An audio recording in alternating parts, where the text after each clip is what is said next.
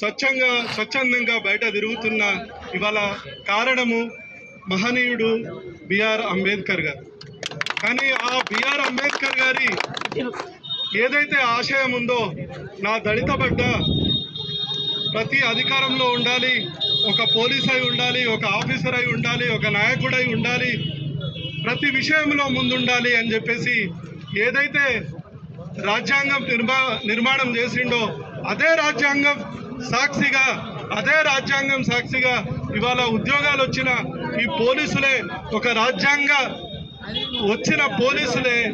ఇవాళ ఏంటంటే ఒక దళిత బిడ్డను అవమానకరంగా అతి ఘోరంగా బట్టలీడదీసి అంబేద్కర్ ముంగట కొట్టుకుంటూ పోలీస్ వాహనాల్లో తీసుకెళ్లడం అత్యంత దారుణంగా మనం చెప్తా ఉన్నాం. ఇవాళ పోలీసులకు కాదు, వాళ్ళకు ఆదేశించిన నాయకులు ఎవరు, వాళ్ళకు ఆదేశించిన